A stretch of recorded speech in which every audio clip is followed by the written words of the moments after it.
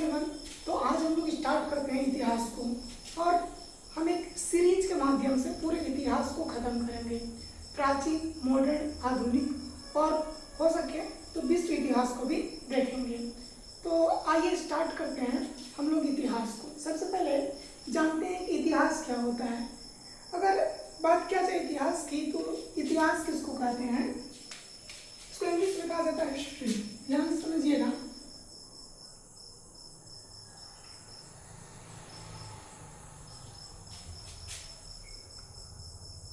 History ऐसे को कहते हैं इतिहास।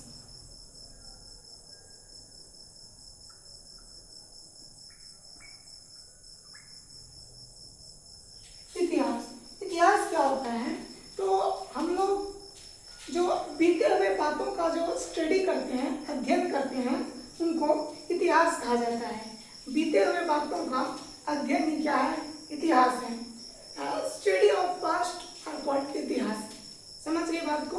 तो हालांकि ये पूछा नहीं जाता, लेकिन अगर कोई पूछे तो ये बताना है कि इतिहास का मतलब होता है बीते हुए बातों का अध्ययन ही इतिहास है।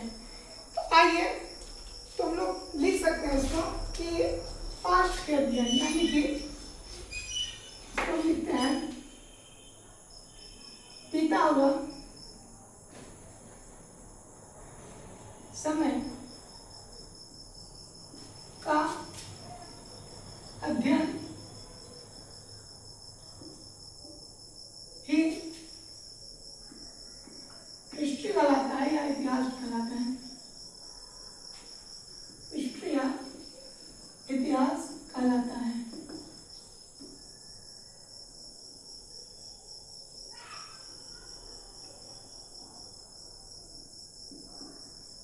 ठीक, अब ये तो हम लिख दिया। अब एक इंपॉर्टेंट पॉइंट है, इतिहास के फादर किसको कहा जाता है, तो इसका नोट में यहाँ पे लिख लीजिए, इतिहास के फादर। इतिहास, हिस्ट्री, फादर ऑफ हिस्ट्री।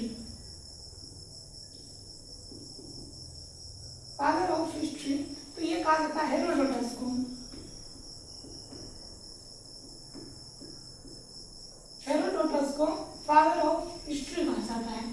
तो हम लोग जो इतिहास पढ़ेंगे इसमें लिखेंगे कम और जानेंगे, सीखेंगे ज़्यादा। ठीक, तो आइए अब हम लोग स्टार्ट करते हैं इतिहास के एक नया फेज को, एक नया तरीका से हम लोग इतिहास को देखेंगे और पढ़ने के साथ साथ इसको याद भी कर लेंगे। तो आइए सबसे पहले हम लोग इतिहास की बात करते हैं।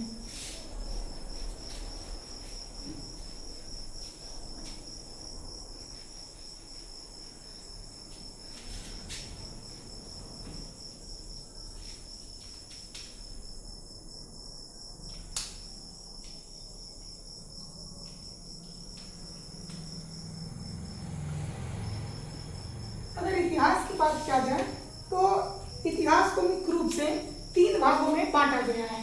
इतिहास को कितने भागों में बांटा गया है, 3 भागों में। एक को कहा जाता है प्रागैतिहासिक, एक को कहते हैं प्रागैतिहासिक काल, दूसरा जो होता है आदिऐतिहासिक काल। दूसरा हम क्या बोलते हैं, आदिऐतिहासिक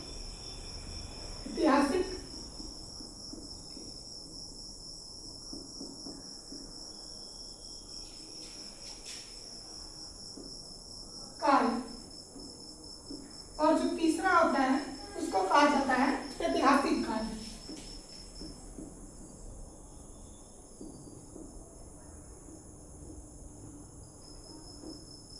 मुख्य रूप से इतिहास को इन 3 भागों में बांटा गया है। कौन सा है, प्रागैतिहासिक काल, इसके बाद आदिऐतिहासिक काल और ऐतिहासिक काल। 3 भागों में इतिहास को बांटा गया है। अब हम लोग इसको देखते हैं कि इसको किस तरह से डिफाइन किया गया है। तो जब प्रागैतिहासिक काल होता है, इस प्रागैतिहासिक काल को कई चरणों में बांटा गया है। इसी में हम लोग पढ़ते हैं पुरापाषाण काल।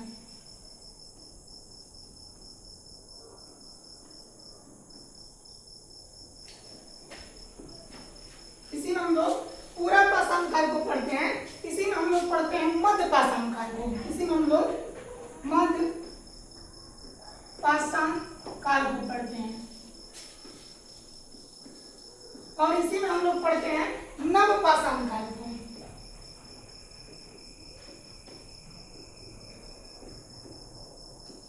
और एक लास्ट इसी में हम लोग पढ़ते हैं ताम्रपाषाण काल को।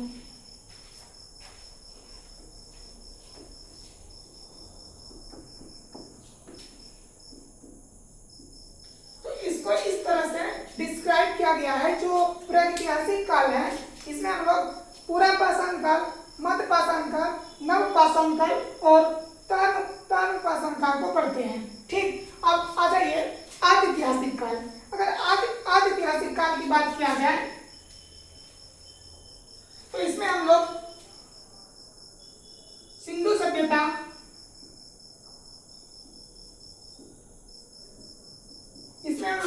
सभ्यता, या इसी को हम लोग कांस्य युग बोलते हैं या हड़प्पा सभ्यता को पढ़ते हैं।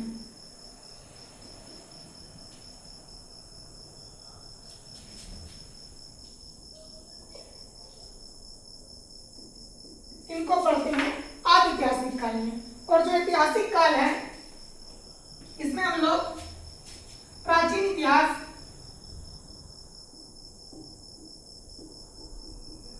इसी में हम लोग मध्यकालीन इतिहास और इसी में हम लोग आधुनिक इतिहास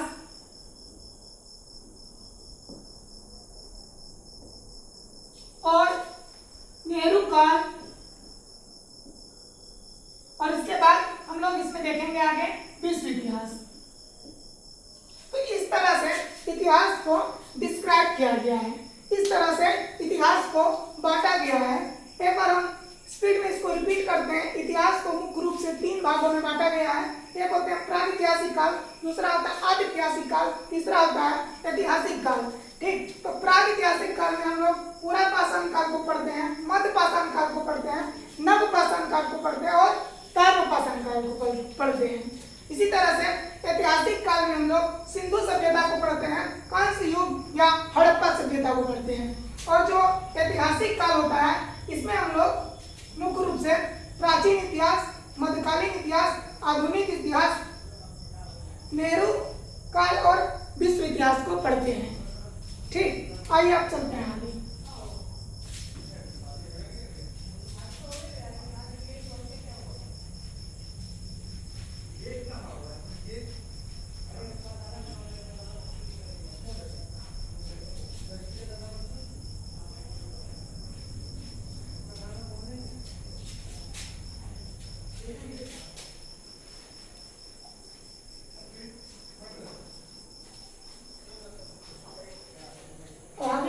किया जाए इतिहास की, तो ध्यान से समझना है। इतिहास को विभिन्न स्रोतों के आधार पे, इतिहास को विभिन्न स्रोतों के आधार पे, विभिन्न स्रोतों के आधार पे इनको 2 भागों में बांटा गया है।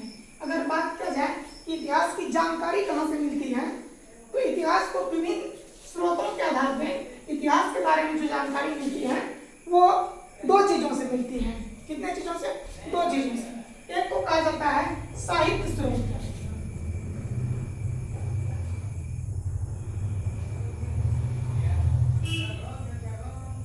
और एक को कहा जाता है पुरातात्विक स्रोत।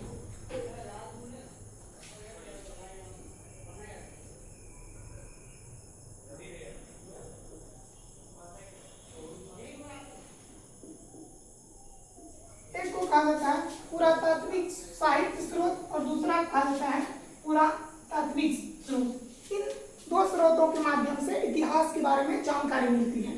अगर हम लोग साहित्य स्रोत की बात करें तो इसमें आता है वैदिक साहित्य, इसी में आते हैं पाली साहित्य, इसी में आते हैं प्राकृतिक साहित्य, इसी में आते हैं संस्कृत साहित्य और भी। ठीक, और इसी में आते हैं विदेशी विवरण या विदेशी स्रोत। ठीक, और पुरातात्विक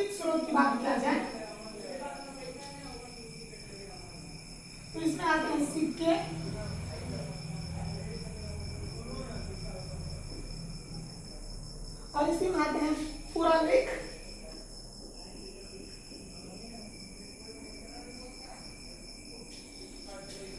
पीटीसी। तो ये इस तरह से इतिहास को डिस्क्राइब किया गया है। अब आगे हम लोग इसके बारे में अगले लेक्चर में देखेंगे और एक एक करके इसको हम लोग डिस्क्राइब करेंगे। तो अगर आपको वीडियो अच्छा लगा हो तो प्लीज़ सब्सक्राइब कीजिए और हमारा सहयोग कीजिए। धन्यवाद।